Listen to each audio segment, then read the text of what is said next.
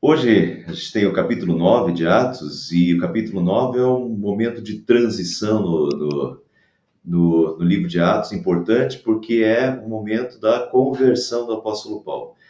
E isso traz uma mudança para todo o restante do livro, porque a partir do capítulo 13, depois vão começar as viagens missionárias de Paulo, né? Então, a conversão de Paulo, Paulo é o maior missionário de todas as épocas, né? Então, se Atos é o livro da história da igreja e da dispersão do cristianismo, o apóstolo Paulo tem tudo a ver com isso, e o capítulo 9 é o momento da conversão do apóstolo Paulo. Continuando, então, é a sequência da história, né? Então, início do capítulo 9, enquanto isso, Saulo ainda respirava ameaças de morte contra os discípulos do Senhor. Então vamos só relembrar, para quem não pegou o estudo anterior, nós estamos na sequência, né? Então vamos só dar uma olhadinha para trás para ver o que passou. Saulo ainda respirava ameaças de morte. Saulo ainda não tinha mudado de nome. Na verdade, pessoal, diferente de Abraão, que tem o nome mudado por Deus, Saulo, não tem na Bíblia nenhum lugar dizendo que Saulo foi transformado em Paulo, por exemplo. E não é a conversão que faz isso, tá? Não foi Deus quem mudou o nome de Saulo para Paulo, é simplesmente porque Saulo era um nome hebraico, né? Era o nome de judeu de Paulo, né? E como Paulo foi o apóstolo dos gentios, quer dizer, a missão de Paulo, a maior parte dela entre gregos, romanos, então Paulo começa a usar o nome dele romano, digamos, né? Era Paulus. Então, em vez de Saul ou Saul, virou Paulo. Mas não foi Deus então só esclarecendo que não foi Deus quem mudou o nome dele, né? A gente costuma chamar de Paulo, que é o nome dele mais dentro do Império Romano, né? Para os gregos e romanos.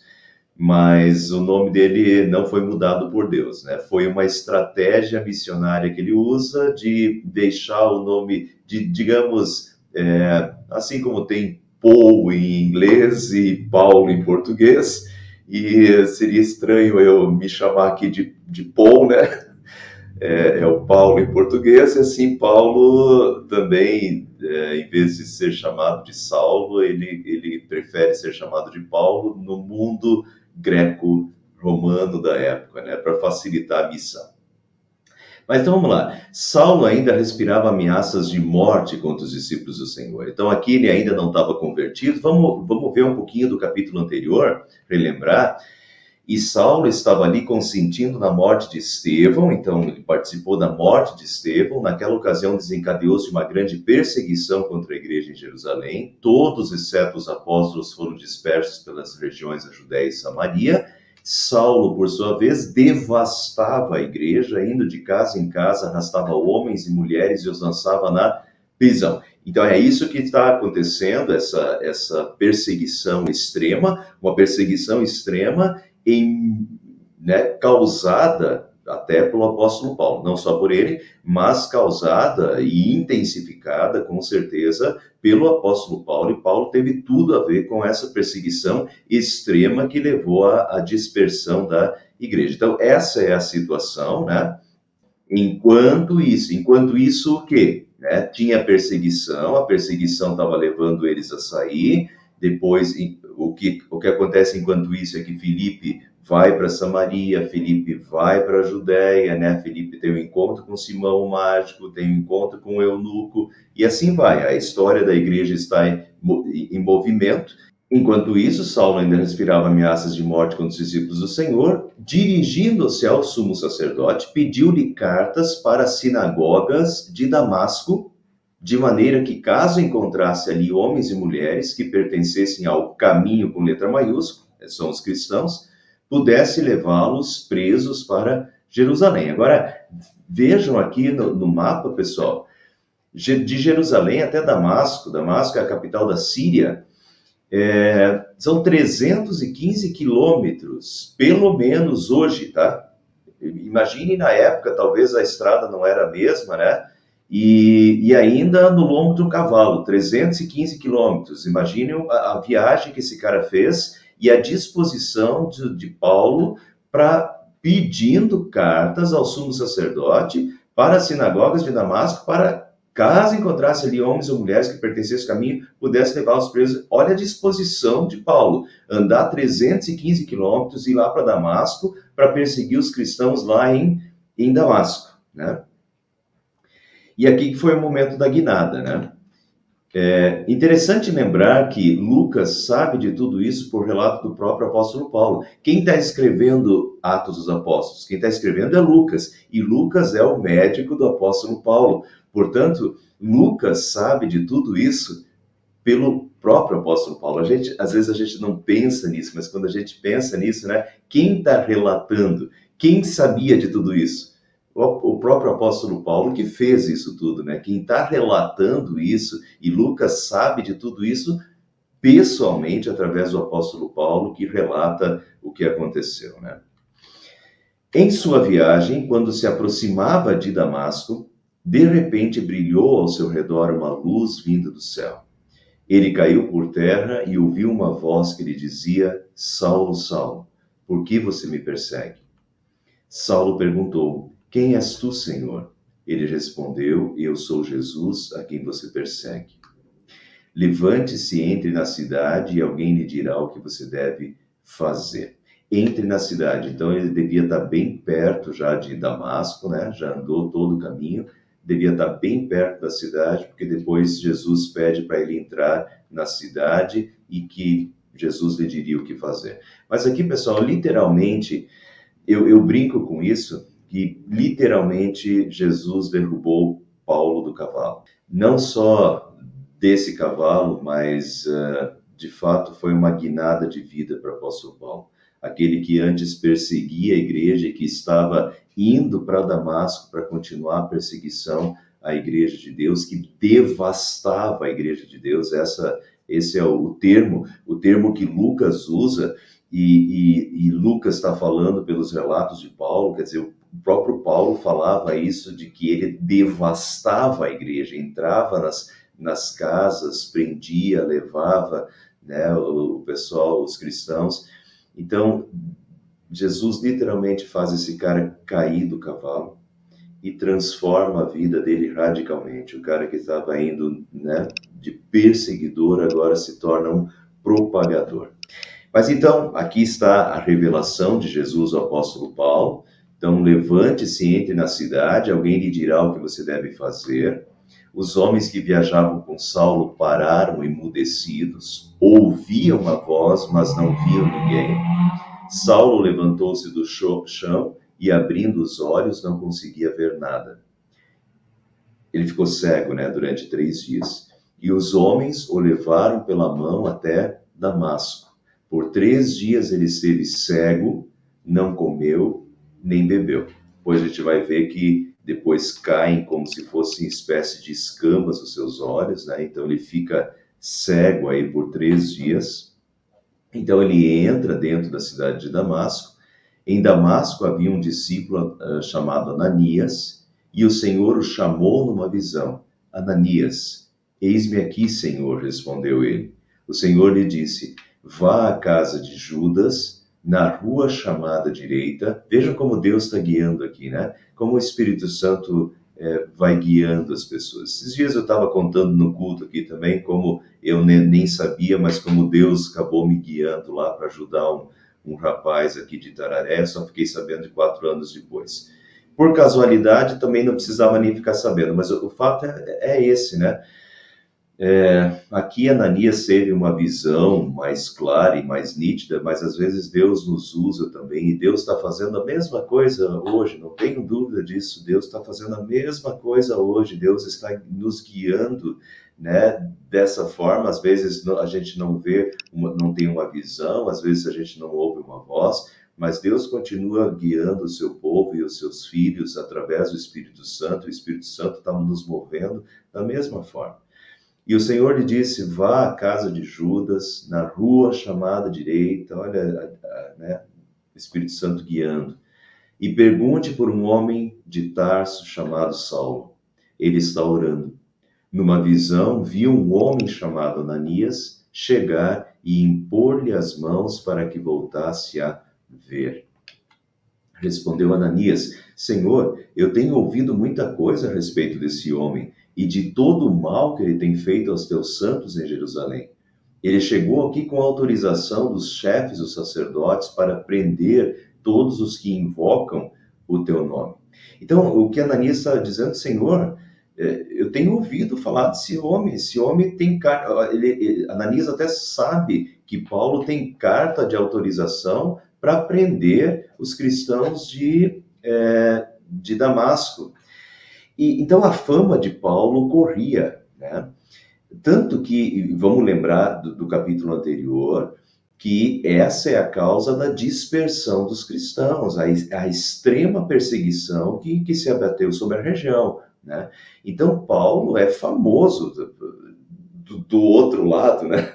Do lado dos judeus, os fariseus, a perseguição. E Paulo é famoso, Ananias conhece a fama de Paulo, e esse cara está chegando na cidade para nos prender. Agora, é isso mesmo, Deus, que você quer? Você quer que eu vá agora para falar com esse homem que veio para cá com carta de prisão, né? Com autorização para nos prender?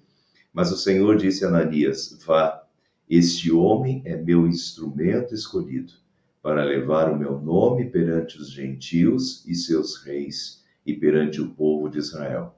Eu mostrarei a ele o quanto deve sofrer pelo meu nome. E eu quero mostrar para vocês, pessoal, essa questão aqui.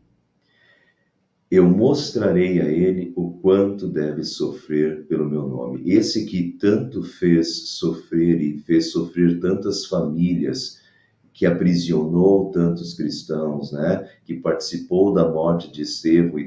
Agora Deus diz: vá lá, Ananias, né? Esse é o meu instrumento escolhido, né? Instrumento escolhido. Deus escolheu Paulo como seu instrumento.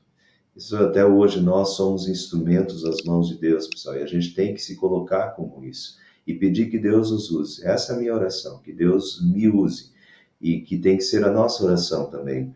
E a gente se vê como isso, se vê como um instrumento. Nós estamos no mundo para sermos instrumentos de Deus, né? Para a glória de Deus aqui. Somos os filhos de Deus, sal para a terra, luz para esse mundo. Paulo é instrumento, esse homem é o meu instrumento escolhido para levar o meu nome perante os gentios, reis, perante o povo de Israel, e eu vou mostrar a ele o quanto ele deve sofrer pelo meu nome. Deixa eu mostrar para vocês, depois, já no fim da vida de Paulo, Paulo fazendo uma retrospectiva de tudo que ele sofreu por causa de Cristo. Vejam. 2 Coríntios 11, 24 a 28, Paulo faz a retrospectiva. É um dos últimos livros da vida do apóstolo Paulo. Em 5 ocasiões, diz Paulo, em 5 ocasiões os judeus me deram 39 chicotadas. 3 vezes os romanos me bateram com porretes. Em uma vez eu fui apedrejado. 3 vezes o navio em que eu estava viajando afundou. E numa dessas vezes eu passei 24 horas boiando no mar. Nas muitas viagens que fiz, tenho estado em perigos de inundações, de ladrões, em perigos causados pelos meus patrícios, os judeus, e também pelos não-judeus. Tenho estado no meio de perigos nas cidades, nos desertos, em alto mar, e também em perigos causados por falsos irmãos.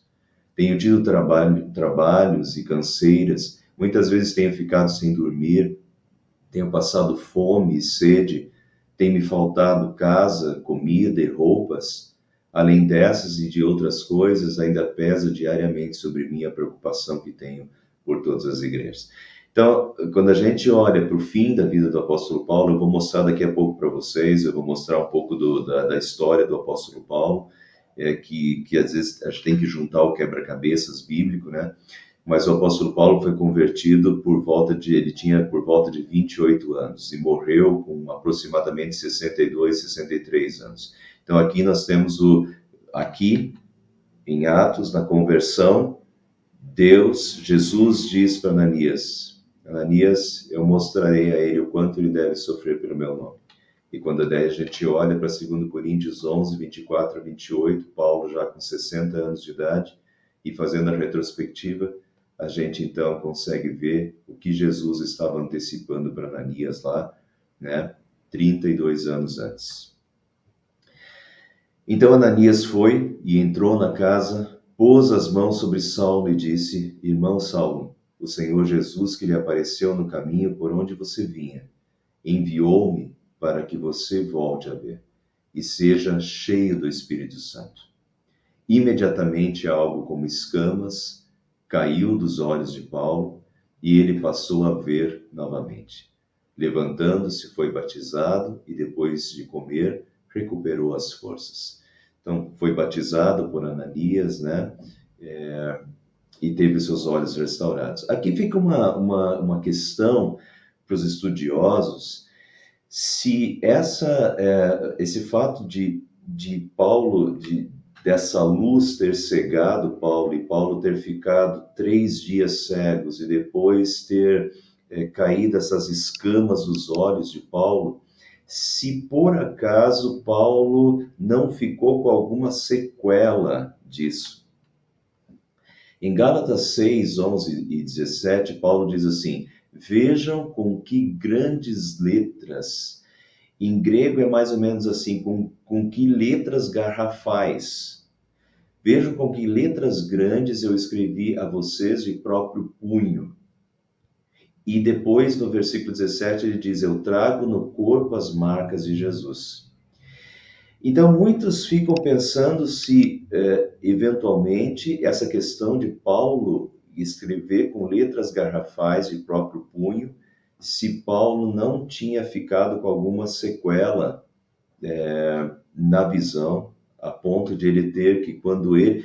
Em geral, Paulo escreve através de outros, né? Paulo dita as cartas e outros escrevem as cartas. A gente tem isso em diversas cartas do apóstolo Paulo, no final da carta, às vezes até no início, né?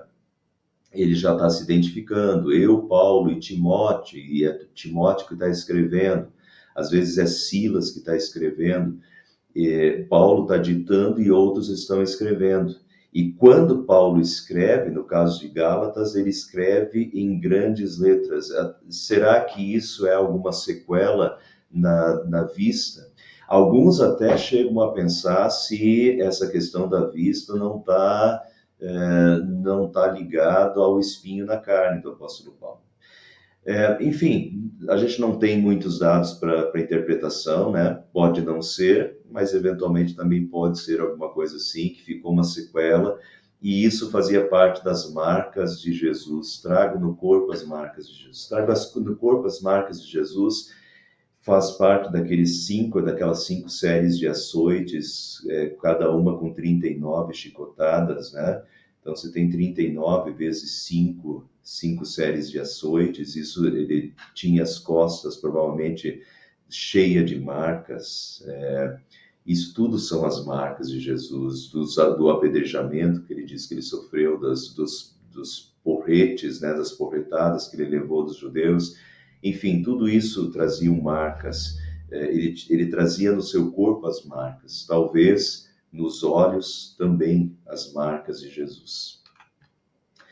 Saulo passou vários dias com os discípulos em Damasco, logo começou a pregar nas sinagogas. Olha a transformação, né? A transformação é imediata, logo começou a pregar nas sinagogas que Jesus é o Filho de Deus.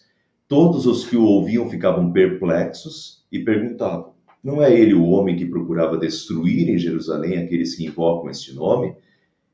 E não veio para cá justamente para levá-los presos aos chefes dos sacerdotes? Todavia, Saulo se fortalecia cada vez mais e confundia os judeus que viviam em Damasco, demonstrando que Jesus é o Cristo. Confundia os judeus que viviam em Damasco. Aquele que tinha vindo para lá para prender os cristãos agora pregava sobre Jesus Cristo apaixonadamente e dizia que Jesus Cristo era o Salvador. Eles estavam perplexos e estavam confusos com esse Paulo agora convertido.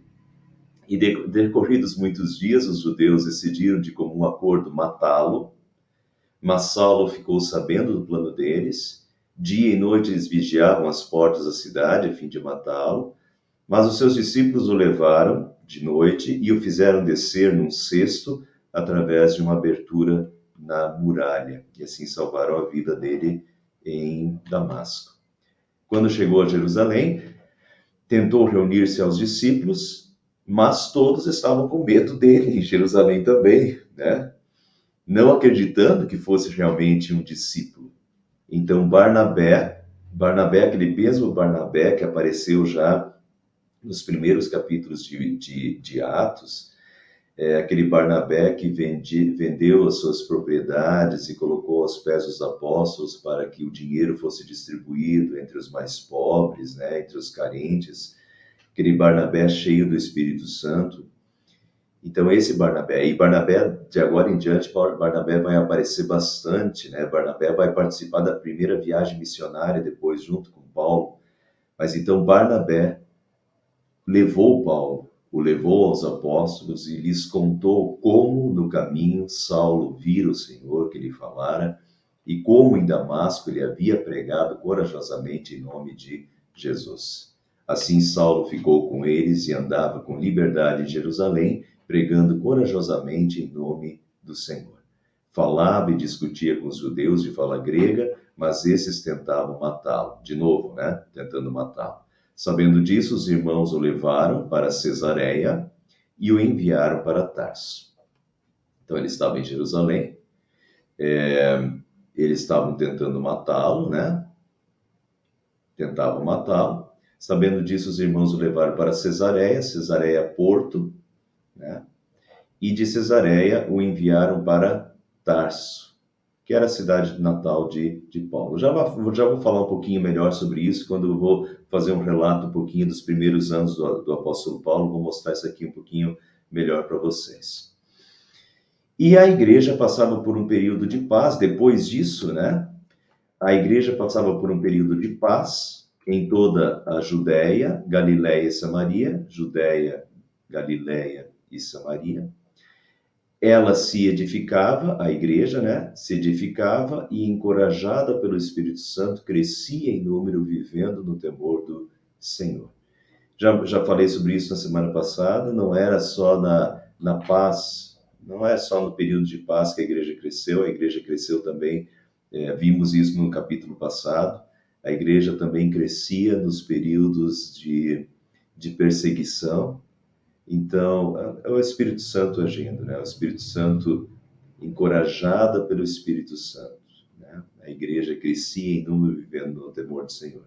Só um detalhe aqui, os períodos, eu já falei isso num outro estudo, mas vou repetir, os períodos de perseguição eram comparados a ondas, de tempos em tempos ocorriam de modo mais intenso. Então, a gente teve um período muito intenso ali, depois da morte de Estevão, né, um período intenso de perseguição que leva a igreja a se dispersar, e aqui a gente vê que a igreja agora passava por um período de paz. E assim foi acontecendo, né? Depois veio uma outra onda, como se fossem ondas, né? Depois veio uma onda muito forte de novo com o imperador Nero, por volta de 60 a 63, 60 a 64, né? Depois de Cristo, que foi uma época de milhares de mortes de cristãos. Depois essa onda diminuiu e no final do século, com Domiciano, daí é a época em que João está preso na ilha de Patmos, né, por causa do Evangelho, é outra época de uma onda crescente de perseguição ao cristianismo.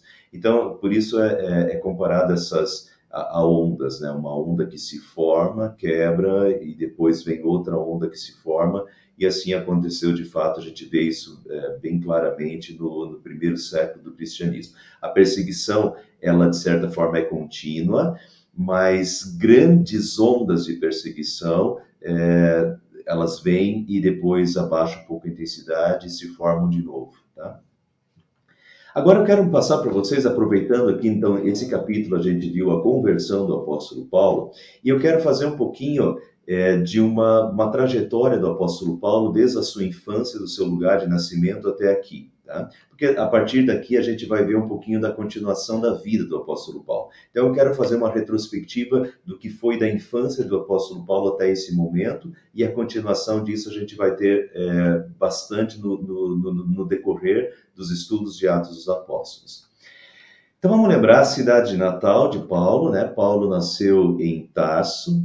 Sou judeu, diz Paulo em Atos 21:39, sou judeu, cidadão de Tarso, cidade importante da Cilícia, né? Então a Cilícia é essa região, tudo isso aqui é Turquia hoje, né?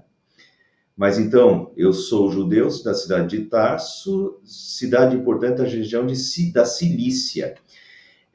Tarso era um centro da cultura grega, por isso Paulo fala, uma cidade importante da Cilícia, dessa região, porque Tarso era um centro da cultura grega.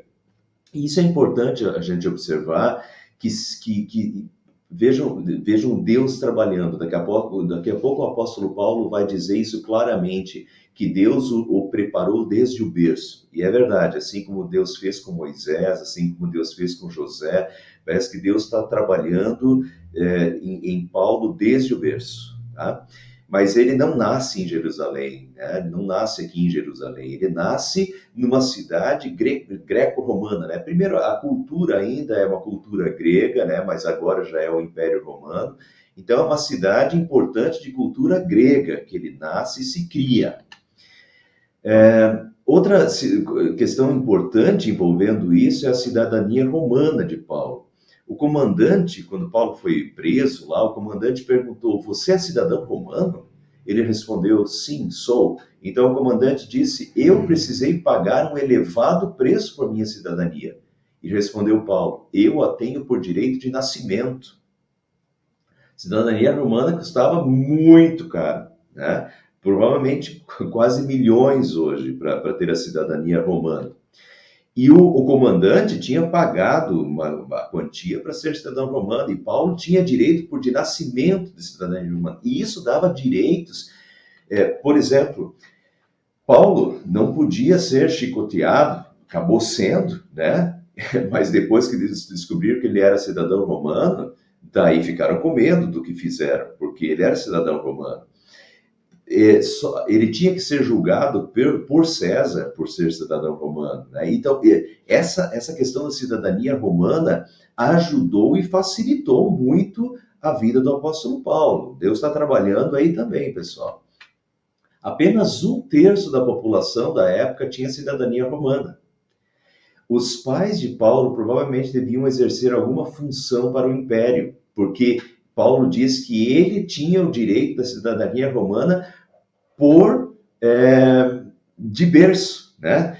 Então, ele herdou a cidadania romana dos pais. Isso significa que os pais dele eram judeus. Então, isso significa que os pais dele provavelmente exerciam alguma função pública ou alguma posição de destaque dentro de Tarso, né? A serviço do Império Romano, a tal ponto que ganharam a cidadania romana, e Paulo tem a cidadania romana por direito de nascimento, né? O que lhe dá privilégios e lhe ajuda bastante no decorrer da sua missão depois, porque a missão do apóstolo Paulo vai justamente ser entre os gentios, né? Ele vai fazer a missão em toda essa parte aqui e vai para a Grécia depois, né? Ainda. Portanto, Paulo nasceu numa cidade de cultura grega, né? Greco-romana, né? Cultura grega e romana, e estava habituado a esse universo. Paulo também falava grego e talvez latim, porque se os pais dele exerciam alguma função pública dentro do Império Romano, provavelmente eles falavam latim também. Talvez até Paulo falasse latim, dominasse o latim, grego com certeza, mas eu quero primeiro frisar para vocês, olha como Deus trabalha. Quando Deus faz Moisés crescer dentro do palácio do faraó, onde Moisés aprendeu a ler, a escrever, onde Moisés aprendeu as leis, onde Moisés aprendeu toda uma questão de direitos e de crescendo no palácio, né? O que Deus estava preparando o seu servo para depois ele seria o líder de um povo no deserto, de um povo inteiro no deserto, que precisava de leis, que precisava, né, de ordem, e Moisés aprendeu isso tudo, e Deus estava preparando Moisés no palácio do faraó, e assim Deus estava preparando Paulo aqui também. Paulo seria o apóstolo dos gentios. Então, olha como Deus está preparando. Apesar de Paulo ser um israelita, mas Paulo nasce numa cidade de cultura greco-romana, ele tem familiaridade com esse mundo, com a cultura greco-romana, com a língua, né? Ele entende esse povo porque ele nasceu no meio de uma cidade dessa, ele não está lá no meio de uma colônia judaica. Ele está numa cidade importante, uma cidade de cultura greco-romana, com a língua, era a língua mãe dele também, o grego, né? Então, através de tudo isso, Deus está trabalhando nesse instrumento. Lembra o que Jesus falou? Esse é o meu instrumento, um instrumento que eu escolhi. E Deus está preparando esse instrumento, né? Desde o seu berço. Então, ao mesmo tempo que ele nasce em Tarso, né? E tem essa cultura greco-romana e está familiarizado a isso, mas ele também é israelita. Então ele navega nos dois mundos, né?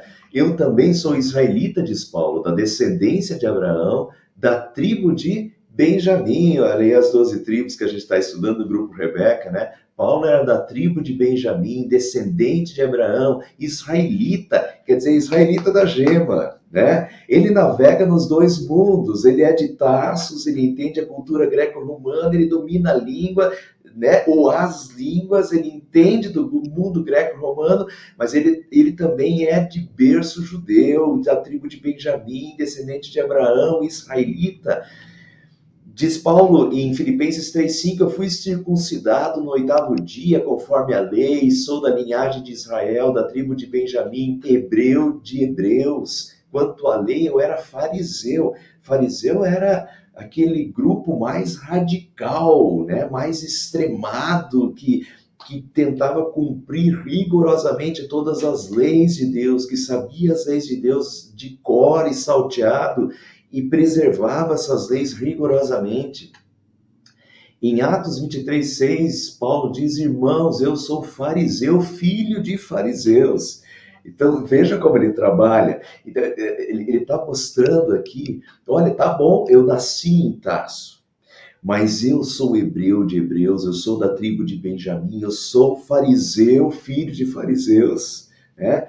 Então, vejam como ele navega nos dois mundos, né? No mundo greco-romano, para onde ele vai ser o apóstolo dos gentios. Gentios são todos aqueles que não são judeus na época, tá? Os judeus eram exclusivistas, então todos aqueles que não eram judeus eram os gentios. E Paulo vai ser o apóstolo dos gentios, aquele que vai sair pelo mundo, por esse mundo greco-romano, levando o evangelho. E ele navega nos dois mundos, né? Ele é um judeu, um israelita, mas ao mesmo tempo ele é um cidadão romano. Sobre o estudo e a erudição do apóstolo Paulo, Atos 22:3 diz, eu sou judeu, nasci em Tarso, da Cilícia, mas fui criado nesta cidade, em Jerusalém, e aqui fui instruído aos pés de Gamaliel, segundo o rigor da lei dos nossos antepassados, sendo zeloso para com Deus.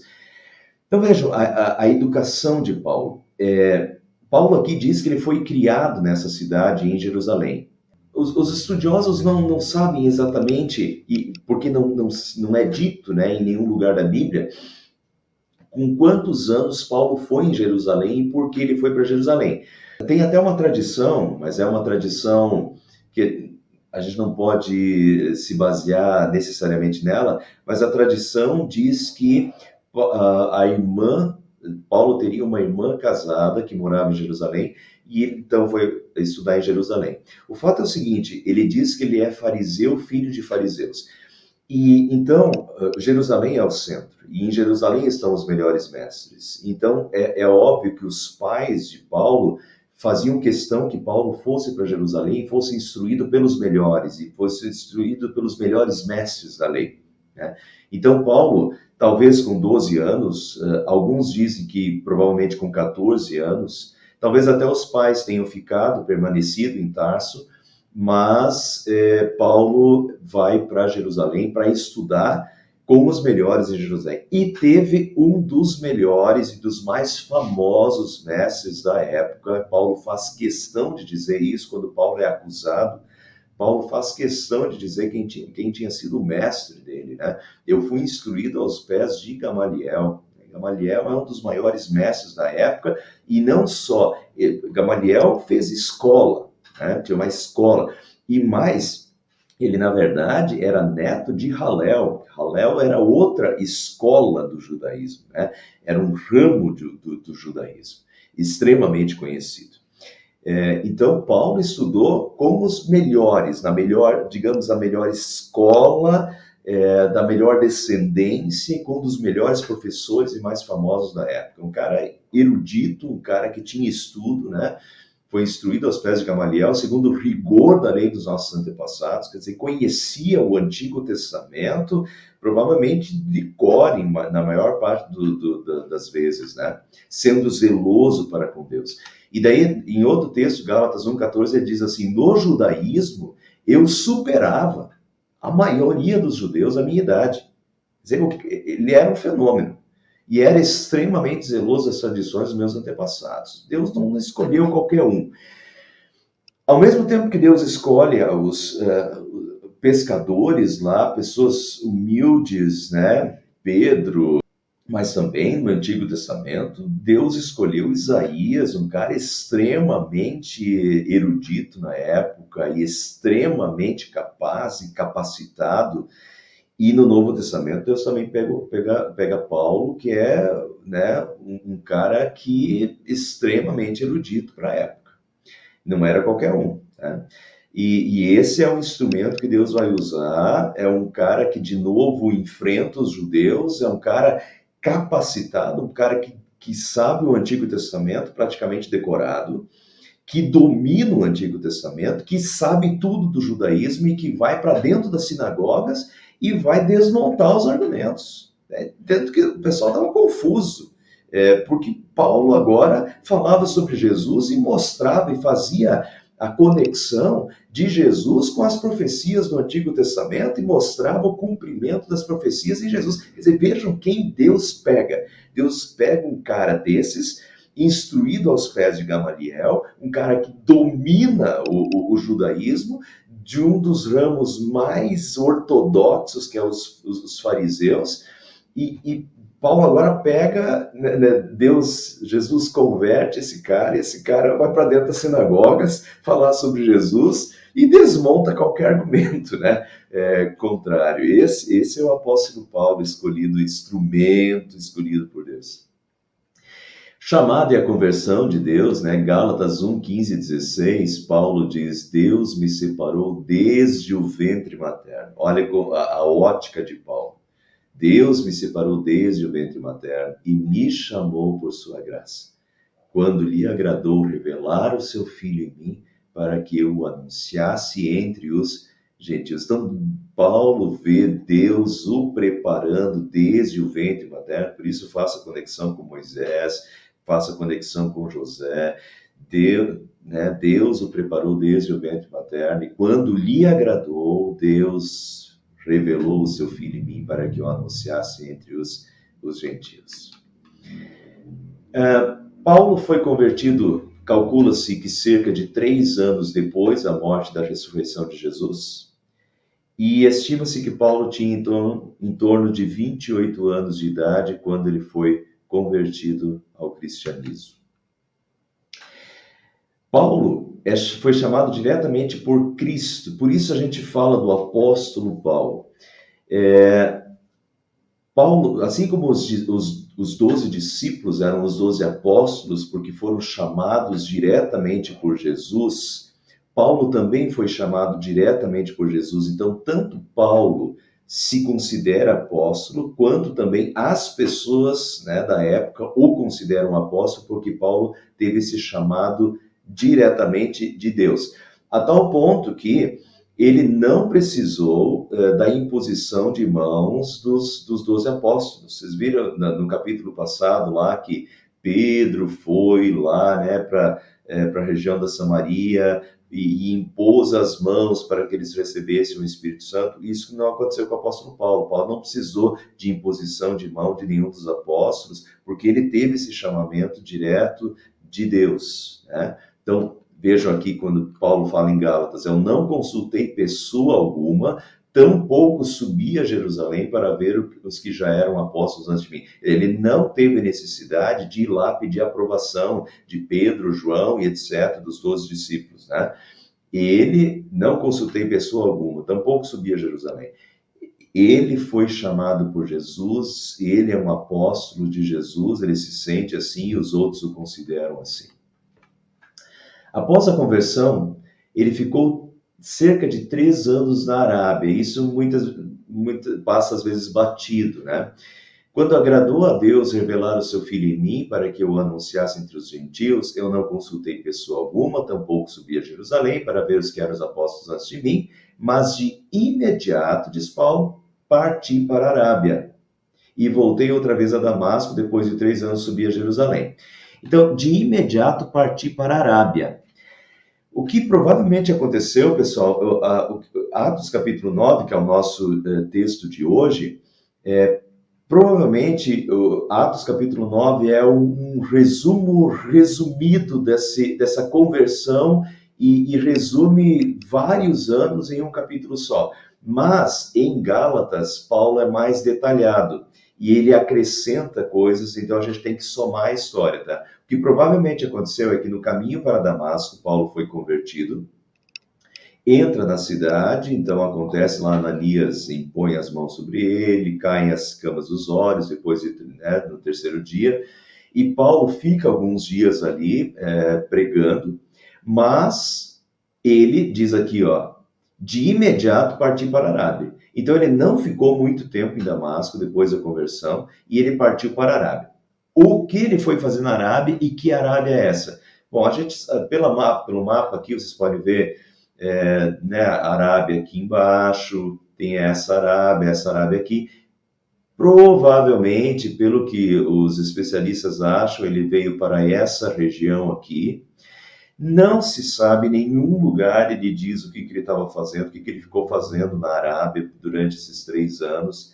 Em geral, se acha que foi um período de retiro para ele, foi um período de introspecção que ele precisava para, né, encaixar todas essas coisas, que Deus estava trabalhando nele nesses 3 anos também e o preparando para a sua missão. Mas a gente não tem isso escrito em nenhum lugar. O Paulo não descreve isso em nenhum lugar, e também qualquer coisa que a gente fale também daí é achismo, né? Porque a gente não tem isso escrito. Mas o fato é, então não foi assim de uma hora para outra. Ele foi convertido, já saiu pregando, já saiu nas viagens missionárias. Não foi assim.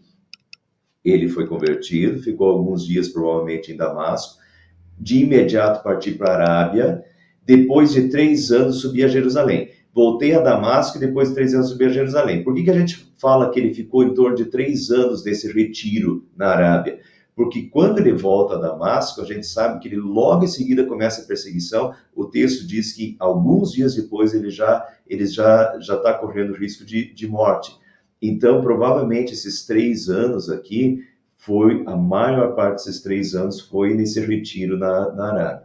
Então, depois que ele volta desse retiro, de imediato partiu para a Arábia e voltei para Damasco, diz ele. E daí o nosso texto de Atos nos ajuda de novo, na volta dele para Damasco. Então, ele foi convertido no caminho para Damasco, entrou em Damasco aconteceu, né, que Ananias colocou a mão sobre ele foi batizado em Damasco. Depois, de imediato, ele foi para a Arábia, ficou em torno de 3 anos na Arábia. Depois ele volta para Damasco de novo, né? E daí em Damasco acontece a história de Atos, capítulo 9, em que ele começa a pregar sobre Jesus nas sinagogas, e eles tramam a morte dele. Então o pessoal desce ele por um cesto do muro e ele vai para Jerusalém. Então, de imediato parti para a Arábia, voltei outra vez para Damasco, é o que nós temos em Atos 9, 19 e 25, e daí subi a Jerusalém para conhecer Pedro pessoalmente, estive com ele 15 dias. Então, depois que eles descem, Paulo, né, pelo cesto lá em Damasco, que ele estava correndo risco de vida, então sim, ele vai para Jerusalém, subi a Jerusalém para conhecer Pedro pessoalmente, estive com Pedro 15 dias. Pedro e Tiago, isso Paulo diz em Gálatas também, que ele esteve com Pedro e Tiago. Talvez pelo pouco tempo, 15 dias, porque eles já vão. Daí a gente tem que juntar com a história de Atos também, que Atos diz que em Jerusalém ele continuou pregando, e daí tentaram, né, tramaram a morte dele de novo, a ponto de eles encaminhar ele para Cesareia e para Tarso. Então, até em Gálatas capítulo 1, 15 a 18, Paulo complementa a história e fala que o período que ele teve foi de 15 dias. Então, foi um período curto, meio mês, talvez por isso até nem conheceu todos os apóstolos, talvez os apóstolos já estivessem espalhados pelas regiões circunvizinhas, né, por causa da perseguição. Mas então ele conhece Pedro, conhece Tiago, fica 15 dias em Jerusalém, e então acontece o que o relato de Atos, né? Assim Saulo ficou com eles, andava com liberdade em Jerusalém, pregando corajosamente o nome do Senhor, falava e discutia com os judeus de fala grega, mas esses tentavam matá-lo. Então, depois de 15 dias, sabendo disso, os irmãos o levaram para Cesareia e o enviaram para Tarso, que é a sua cidade natal. E agora vem um outro período que normalmente a gente não sabe também. Provavelmente a gente sabe pelas datas, tá, do apóstolo Paulo. Depois o apóstolo Paulo vai falar que ele, depois de 14 anos ele foi para Jerusalém novamente. Então, é um quebra-cabeças que a gente monta, tá? Da vida do apóstolo Paulo. Então, a gente sabe que ele ficou, depois que eles mandaram ele de Cesareia para Tarso, note que isso aqui está tudo no início ainda, né? Então, ele foi convertido, foi para a Arábia, ficou 3 anos na Arábia, foi para Damasco, logo começou sendo perseguido, questão de dias, já foi para Jerusalém, ficou 15 dias em Jerusalém e já vai para Tarso, tá? Então, ele ficou em 10 anos, cerca de 10 anos em Tarso. Paulo ficou cerca de 10 anos em Tarso, não temos informações desse período. A gente não sabe. Alguns estudiosos acham que Paulo começou a abrir igrejas na região. Eles deduzem isso de Atos 15, 41, que no início da segunda viagem missionária de Paulo, diz assim, passou pela Síria e Cilícia, fortalecendo as igrejas. Tá. Talvez Paulo tenha fundado igrejas na Síria e na Cilícia durante esses 10 anos. Por quê? Porque Paulo estava em Tarso, a Cilícia é essa região aqui. Na primeira viagem missionária de Paulo, eles saem de Antioquia de barco, vão para Chipre, de Chipre eles vão para Panfilha, da Panfilha para Antioquia da Pisídia, Icônio e Derbe. E de Derbe eles voltam, certo? Isso foi a primeira viagem missionária de Paulo. Portanto, na primeira viagem missionária de Paulo, eles não pegam essa região aqui. Na segunda viagem missionária, eles partem da Antioquia, aqui, vão por terra, e diz que eles passaram pela Síria, essa região aqui da Síria, né? Síria e Cilícia, fortalecendo as igrejas. Mas que igrejas? Se não tinha... A gente não tem relatos de igrejas ali ainda. Mas já tinha igrejas nessa região. Como tinha igrejas nessa região? E daí que muitos estudiosos acreditam que nesses 10 anos que Paulo ficou em Tarso, né, se ele já, depois de convertido, já começou a pregar em Damasco e foi perseguido, e pregou em Jerusalém e foi perseguido, vocês acham que ele ficou quieto aqui 10 anos? De jeito nenhum, né?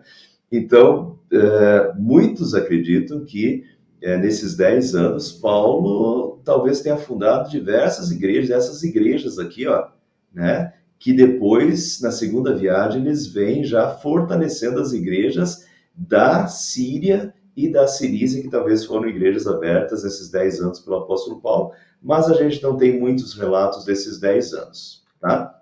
E eu vou parar por aqui hoje, porque o restante da história do apóstolo Paulo, a gente tem em Atos dos Apóstolos. Então, agora, eu dei essa parte da história que a gente tem que juntar o quebra-cabeça, né? Principalmente esses 3 anos na Arábia, que não são muito óbvios da gente constatar, né? Esses 10 anos em que ele ficou em Tarso, e a gente não sabe o que ele fez direito, né? Aonde ele nasceu, a forma de criação dele, esse domínio dos dois mundos, do mundo greco-romano e do mundo judeu, né? Como Deus prepara esse seu instrumento para a sua missão. E então, dei esse panorama para vocês até aqui, mas a partir daqui agora a gente vai ter o restante, né? Que vamos ter a primeira viagem missionária de Paulo, Atos capítulo 13, a segunda, a terceira viagem missionária de Paulo. Então, a partir de agora, a gente vai ter a continuação da vida do apóstolo Paulo, relatada, né, nos nossos próximos estudos. Então, fiquem conosco aí nos próximos estudos e a gente vai continuar, tá bem? Mas hoje a gente para por aqui. E, pessoal, assim como Deus usou Paulo, Deus está nos usando. Vocês podem ter certeza, Deus está usando cada um de nós e cada um de nós é um instrumento. Paulo foi fora da curva, né? E Deus fez desse cara o maior missionário de todas as épocas. A gente não, né? É uma formiguinha diante do apóstolo Paulo, mas com certeza absoluta, nós também somos instrumentos nas mãos de Deus, cada um de nós, e Deus tem usado as nossas vidas de forma que a gente às vezes sabe, outras vezes a gente nem sabe, mas Deus está usando as nossas vidas como instrumentos nas suas mãos, e o Espírito Santo não está inativo, ele continua ativo. E se surpreendam ou não se surpreendam ao saber de quanto Deus tem feito através de nós. Espero que vocês possam ver isso claramente também e que Deus permita que vocês vejam isso também, para se sentir úteis, porque nós somos servos úteis nas mãos de Deus e sempre nos colocamos nas mãos dele a seu serviço aqui neste mundo, né? Amém.